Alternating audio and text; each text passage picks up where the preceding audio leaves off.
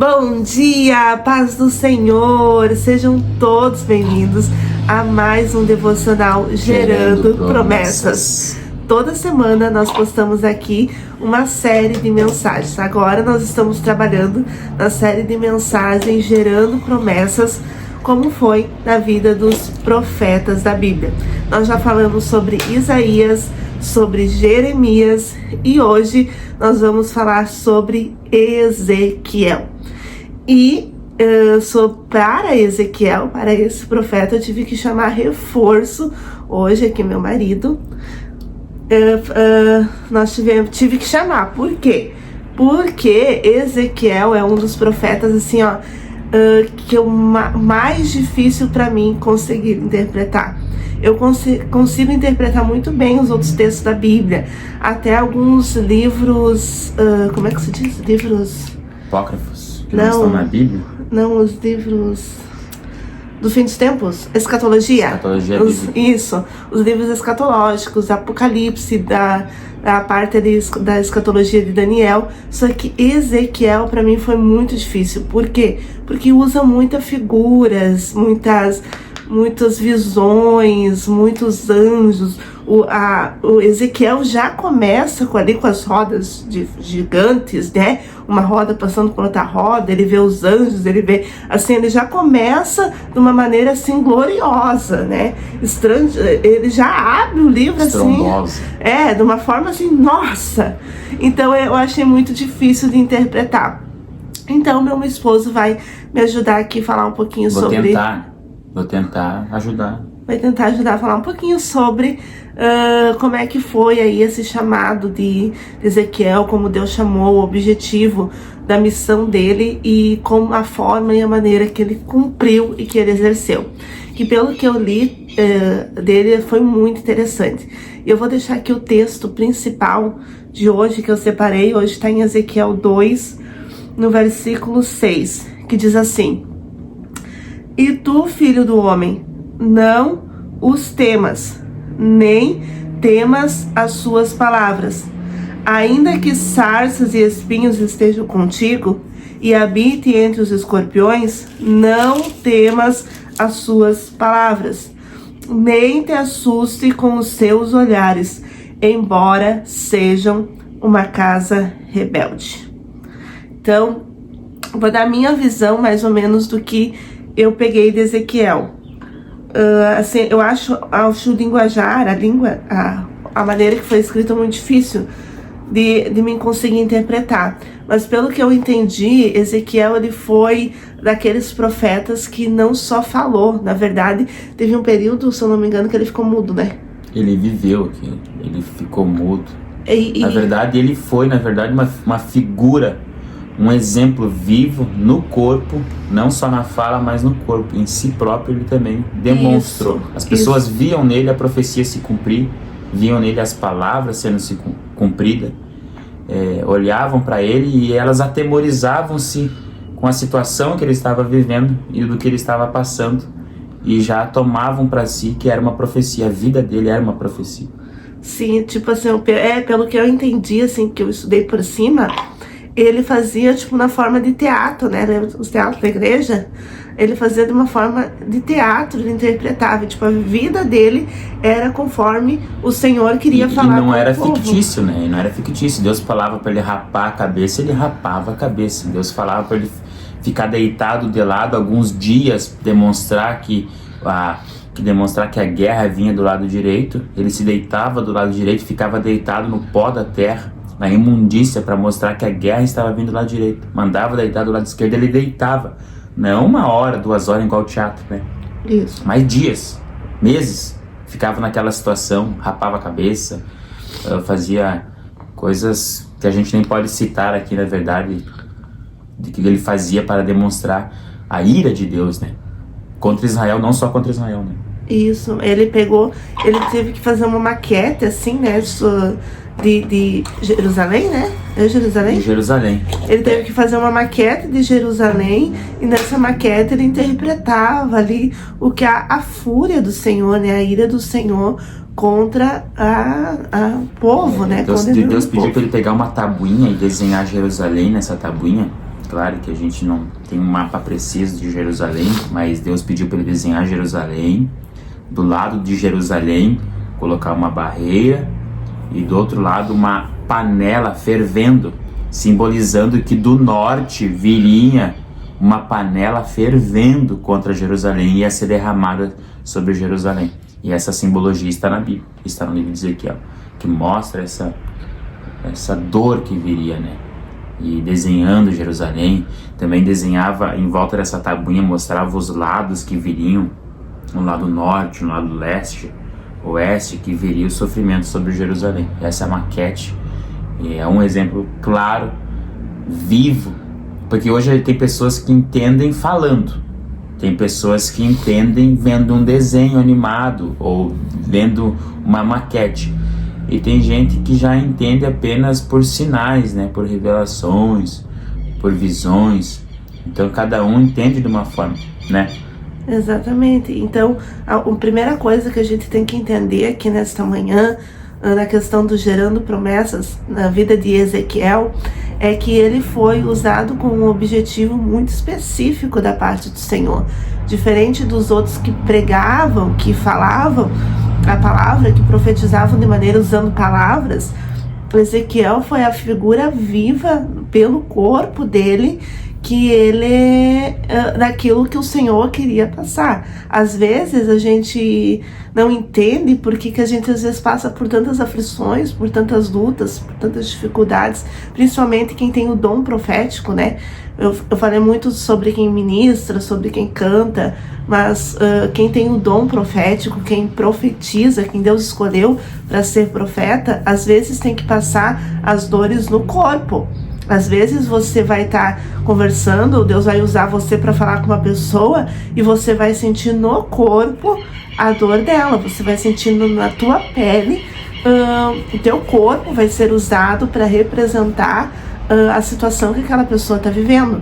Daí você vê, às vezes, muitos profetas com enfermidades, né, no corpo, refletem, né, o chamado que o Senhor tem na vida deles. Às vezes Deus vai nos escolher para passar por situações. Eu lembro que eu tive uma experiência que o Senhor me permitiu quando eu fui orar por uma amiga, e quando eu fui orar por ela, eu senti no meu corpo, na minha alma, como eu tive uma visão de como se a dor dela passasse para mim, aquela dor, aquela aflição. Eu senti o tamanho da angústia que ela estava passando, eu consegui sentir. Então eu acho que muitos profetas, eles vivem essa realidade, essa história. Então o dom profético, quem tem o dom profético é um dom muito específico, e não é todos que aguentam. Porque às vezes a gente quer, né, ter esse dom, mas a gente não tem estrutura para aguentar isso. Na verdade, agora tu falou uma coisa muito interessante. Quando a gente vai falar com um profeta, a gente nunca conheceu no fato. Parece que a gente já ouviu a mesma palavra do nosso cônjuge, né? Do nosso marido, da nossa esposa, da mulher do esposo. A gente parece ouvir a mesma palavra, mas quando o profeta fala, parece que é diferente. E é interessante que quando alguém usado por Deus fala, a gente fica falando assim, mas aquela pessoa parece que conhece o meu íntimo, sabe? Mas na verdade Deus faz com que o profeta viva aquela experiência na carne, ou sinta a dor que você está sentindo para poder falar em palavras aquilo que você precisa ouvir. E esse é o interessante. Deus faz com que o profeta sinta o que você está sentindo e transmita o que você precisa ouvir naquele momento que Deus quer falar contigo, e você fica, eu tenho que ir lá naquele profeta. Ele sabe, ele é usado por Deus, ele é diferente. Aquela pessoa, ele sabe o que estamos vivendo, o que está acontecendo. E é desse modo, eu acho, né, dessa figura de linguagem que tu quer expressar, né? Isso, é exatamente falando, né? isso. Empatia, parece que sente aquilo e a gente fica apavorado. Não só porque ele está sendo usado por Deus, mas o que está falando que a gente precisa entender naquele momento. Exatamente, que nem a gente na nossa família, a gente tem a minha sogra, né? Ela tem um dom profético e ela profetiza, só que às vezes a gente vê várias vezes ela com enfermidades, ela termina de orar, às vezes Deus, né? Ela fica enferma, ela passa por essa luta da enfermidade no corpo, ela vivencia isso no corpo e na alma. A gente nota que cada vez que a gente, e às vezes a gente pensa, né, nós como seres humanos, né, a gente pensa, mas nem vale a pena mais orar, né, você vai ficar enfermo, você é para passar por isso. Só que Deus escolheu nós não para as nossas vontades, não para que a gente ficasse acomodados aqui na terra. O nosso o dom profético não é para nós ter nome ou renome de o profeta tal, não, pelo contrário, o profeta sofre muito na pele. Então a gente precisa entender que quando a gente passa por essas situações é porque é um chamado específico de Deus para nossa vida, e Deus só dá para aqueles que têm estrutura. Que nem nós falamos sobre Jeremias, Deus formou Jeremias. Então Deus conhecia ele desde a sua formação, desde do seu desenho, né? Então para cada um Deus desenhou já uma estrutura específica. Então profetas profetas, são um chamado muito específico da parte de Deus. E Ezequiel, principalmente, ele teve essa direção de passar no corpo, vivenciar no corpo as marcas aqui da ira de Deus contra a nação de Israel. Daí tem 2 episódios na vida de Ezequiel que me marca muito, que é quando Deus pede que Deus retira que morre, né, falece a esposa de Ezequiel, né, que Deus pede a vida dela, e ele não pode fazer luto, né, não tem aquele momento, aquela cerimônia de luto como era de costume, e ele tem que passar por isso em silêncio para mostrar que Israel vai viver esse luto e vai ter que ficar em silêncio por causa da sua vergonha, para mostrar a vergonha deles, né? Para mostrar que eles estão em luto porque, na verdade, eles foram contra uma coisa assim, se eu não me engano. Na verdade é uma simbologia essa parte da esposa, né? Que vai simbolizar o lugar onde eles estavam. É o porto seguro. E no casal não é diferente. A esposa ou o esposo é o teu porto seguro. E a casa é onde você vive, o lugar que você mora, a estabilidade, a alegria, o abraço, a segurança, é o cônjuge. E naquele momento eles estavam sendo cativo para a Babilônia. Eles estavam cativos na Babilônia junto ao rio Quebar. E ali ele tinha que continuar se alegrando. Eles perderam a sua terra, ou seja, Ezequiel perdeu a sua esposa.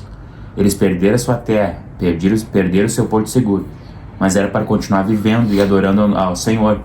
Não era para mostrar luto, era para continuar a cabeça erguida, porque aquilo era um processo de Deus. A perca da sua esposa simbolizava, naquele momento então, uma perca muito profunda, mas era a permissão de Deus. Simbolizando Israel agora, aquilo que eles estavam vivendo era consequência daquilo que eles que eles plantaram. A colheita era consequência. E como mostrar luto de alguma coisa que você mesmo quis para sua vida, provocou para sua vida. Então é o simbolismo, a esposa, o simbolismo daquilo que você perdeu de muito importante, teu porto seguro. Simbolizava Israel também, que era aquilo que ele tinha perdido, muito importante. E o livro de Ezequiel já começa com uma visão muito forte, não sei se eu ia comentar sobre isso aí, da visão dos céus abertos, de Deus Todo-Poderoso, mostrando os querubins, serafins, mostrando os espíritos, o rolo que ele teve que engolir. Começa com algo sobrenatural, não visto aos olhos humanos, nem capaz de ser visto, porque na verdade quando Ezequiel viu essa visão dos querubins, as rodas dentro de rodas, as nuvens, o trono de Deus, ele cai, ele morre na verdade, e o Espírito de Deus tem que ressuscitá-lo, tem que levantá-lo novamente, que é uma visão muito forte. E essas visões que ele teve não é para qualquer um ter, não, ele passou na pele para demonstrar o quão grande é o Senhor, o quanto poder tem Deus. Quem sabe até naquele momento ele tinha limitado ou achado que Deus ajuda, Deus criou, Deus formou, mas o grande poderio dele que ele estava. E no decorrer do livro de Ezequiel ele vai mostrar que ele está no controle de todas as nações. Todas as nações estão na mão dele, tanto que ele conta o passado, o presente e o futuro. Ele conta todas as coisas, ele relata E esse rolo que ele engoliu, que ele comeu, é muito bem declarado, é muito bem escrito, detalhado, detalhe por detalhe, como seria, o que ia acontecer. Então é um livro muito bem com vírgulas, pontos, referências, o porquê que está acontecendo, o que vai acontecer. E é assim, trazendo para os nossos dias de hoje, né, as aplicações dessas visões, mostrando que Deus levou, na verdade, no secreto. Tem momentos que Deus, por visão, abre no meio do muro dos lugares secretos, onde os chefes de Jerusalém se reuniam escondido para oferecer sacrifício a outros deuses. Deus leva ele no secreto das pessoas para mostrar como eles estavam vivendo, na verdade, no secreto. Coisas que, na verdade, na rua a gente não consegue enxergar, nos templos a gente não enxerga. A vida que vive no seu dia a dia, onde os outros não vê, Deus está vendo. E ele quis mostrar isso para Ezequiel, que ele estava vendo no secreto. Ele conhecia as pessoas sozinha no seu quarto, sozinha na sua sala, na sua casa, no particular, e Deus mostrou isso ao profeta. Não sei se você já teve um encontro com um profeta, que ele começa a te revelar coisas que só você e Deus, ou às vezes quer esconder até de Deus, né? É verdade, é verdade, é bem assim mesmo. E a Ezequiel é um livro glorioso, tanto que eu acho difícil interpretar, justamente pela essa questão de ele ter essa coisa muito gloriosa que vai além da nossa imaginação. Às vezes a gente não consegue ter essa noção da grandeza de Deus. E Deus, ele se revela ao profeta Ezequiel de uma forma grandiosa, de uma forma gloriosa. E outra coisa interessante, que eu acho que ele era sacerdote, Ezequiel, e daí ele teve que raspar o seu cabelo, né? E era vergonha para um sacerdote raspar o cabelo. E ele teve que raspar e botar e separar os seus cabelos, botar no fogo para representar aqueles que se perdiam, outro espalhar para falar aqueles que foram para o exílio. Cada parte do seu cabelo simbolizava uma parte do povo, e um ficava sobre um remanescente, que Deus, em todos os profetas, Deus fala que vai ter um remanescente, que vai ter ainda, ou uma parte, né, que ainda vão guardar o temor do Senhor. Mas a passagem mais conhecida de Ezequiel, não tem como não falar dela, que é a passagem do Vale de Ossos Secos, né? Quando Deus leva ele para o vale e pede para que ele profetize, né, que volte, né, esses ossos a viver. Daí Deus pergunta para ele, tu crê, né, que esses ossos podem voltar a viver? E daí ele diz, olha, Senhor, tu sabes, tu que sabe, né? Porque às vezes a nossa visão é muito limitada, principalmente nos dias de hoje. A gente tem uma visão muito terrena, muito humana, e eu tenho falado isso em todos os devocionais, que a gente tem uma visão muito limitada das grandezas do Senhor. A gente tem uma visão muito humana daquilo que é apenas natural, e às vezes a nossa alma tá devastada, às vezes o nosso espiritual tá devastado, e a gente fica só naquela certeza, olha, Deus, tu que sabe, se quer fazer, faz, se não quer fazer, não faz. Só que daí tem um momento na nossa vida que Deus vai falar para nós, não, para você voltar a gerar vida, você vai ter que se profetizar para você mesmo. Você vai ter que profetizar. E daí Deus fala para Ezequiel, não, profetiza, filho do homem. Eu gosto dessa expressão de Ezequiel, que Deus diz, profetiza, filho do homem, que esses ossos vão voltar a viver. E Ezequiel profetiza, e os ossos, eles começam novamente, cada um voltar ao seu lugar. 90 vezes no livro de Ezequiel ele é citado como filho do homem. Nossa. 90 vezes, filho do homem. Ele é conhecido, na verdade, por ter esse destaque no seu livro, filho do homem. E mais um exemplo básico, bíblico, dessa questão da profecia do Vale dos Ossos Secos, que eu fico... Agora tu falou, né? Mas a gente é incrédulo, a gente, tu que sabe, Deus, você... Mas olha só, Deus revela a podridão do povo. Tem dois simbolismos nessa questão do que tu que sabes. Tu sabes porque tu é poderoso para fazer, o Senhor que manda, o Senhor pode ressuscitar. A gente ouve muita pregação dizendo, Não, é quase impossível o Senhor suscitar vida destes ossos, porque eles estão sequíssimos, eles estão arraizados, eles não têm nervos, mas Deus cria. E também tem aquela questão do nosso coração. Senhor, Tu me mostrou toda a podridão desse povo. Tu me mostrou tudo que ele passou. A situação, para mim como ser humano, não perdoaria. Eu como humano, como vendo o que eles estavam fazendo às escondidas, no secreto, vendo o pecado que eles tinham, o que eles estavam cometendo, eu como ser humano não tenho essa empatia que o Senhor tem. Mas daí ele olha para ele mesmo e pensa assim: se ele me perdoou, se ele me ajudou, se ele me fortaleceu, se ele me deu vida, me deu ânimo, eu que não merecia estar aqui. Tu sabes, Senhor, se o Senhor quer perdoar essa nação. Tu sabes se o Senhor quer erguer ela de volta. Tu que sabes, Senhor, se o Senhor quer dar mais uma oportunidade. Tu que sabes, Senhor, a vida, o Senhor é quem manda. O Senhor já comprou eles, já lavou, comprou com seu sangue na cruz do Calvário, simbolizando para os tempos de hoje, né?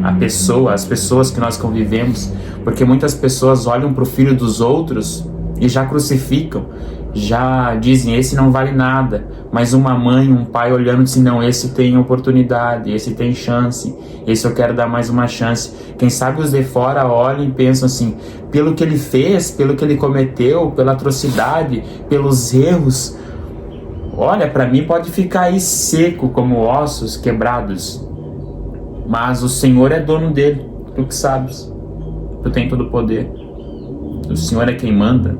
A vida, o Senhor é quem dá, o Senhor é quem tira. Se o Senhor acha que tá para dar mais uma oportunidade, assim como Ele fez comigo, né? Fez com muita gente que tá ouvindo. E esses dois simbolismos, eu creio que desse Vale dos Ossos Secos vai nos simbolizar. Quem sabe a oportunidade nesta manhã, né? Para uma pessoa que acha que... Porque o inimigo, ele faz isso com a gente, né? Ele diz a gente: tu não merece, tu não tem mais oportunidade. É verdade. Então é do poder de Deus, do que Ele pode fazer, e do perdão de Deus, do que Ele pode perdoar. O poder dele, primeiro ele vê aqueles ossos muito sequíssimos, é o poder de Deus, o poder que ele está atuando ali, e também do poder do perdão dele. O Senhor sabe se pode perdoar, se pode restaurar. É quando tu acha que não tem mais vida, né? É quando tu acha que o ministério, quem sabe, acabou, morreu, porque às vezes a gente se decepciona no ministério. E ao longo da promessa, né? A gente vai abortar, quando a gente já tratou aqui sobre o aborto ministerial, a gente aborta, a gente deixa as nossas emoções tomarem conta e a gente deixa o nosso orgulho muitas vezes, né, tomar conta, e a gente acaba morrendo e acaba ficando seco. A gente vive o deserto espiritual, vive o deserto na nossa alma emocional. Às vezes nem é espiritual, às vezes é pura emoção, principalmente nós mulheres que somos pessoas assim mais emocional, que nós deixamos mais emocionalismo. Então às vezes a gente pensa que morreu, que não tem mais vida ali, que não tem como ressuscitar algo ali. Só que o Senhor esta manhã está dizendo: tem sim, tem vida aí. Deus pode trazer o perdão novamente se você pedir a Ele. Deus pode juntar novamente tudo e gerar vida novamente onde não tem vida, onde dizem que não tem vida, onde as pessoas falam não vai mais se reerguer. Casamento não vai mais se reerguer, os filhos não vão se reerguer, o ministério não vai se reerguer. Quando você profetiza sobre a tua vida, não vai sim. Sabe, a Maria tá passando, minha filha tá passando pela fase da adolescência. Isso tem uma coisa que eu sempre oro para Deus e falo: Deus, a minha filha é escolhida tua. E a fase que ela tá vivendo não caracteriza a história que o Senhor projetou para ela. Às vezes a gente passa por esse período da adolescência mais complicado, né? E eu sempre tenho essa oração que eu falo: o que ela tá passando agora não caracteriza o plano que o Senhor tem e o projeto que o Senhor tem na vida dela. Quem sabe hoje você muda a tua oração pelos teus filhos, fala: Deus, eu sei que o Senhor tem um plano e um projeto na vida dele, e a fase que ele está passando não caracteriza a história que ele terá contigo. E orando assim, Deus pode fazer um milagre na tua casa, na tua vida. Para encerrarmos, né, porque já passou o nosso horário, a gente vai, né, vai embalando. Porque falar da palavra do Senhor, né, é muito gostoso, é muito bom. Quase. E a... Passou muito rápido. Passou muito rápido. O que estava gostoso de falar da palavra do Senhor, né? E é interessante que Ezequiel, ele vai comer o rolo e vai ser doce. Vai ter um gosto doce, né? Então a palavra do Senhor, ela é doce, ela desce doce. É doce, mas ela era uma amarga para aqueles que ouviam, né?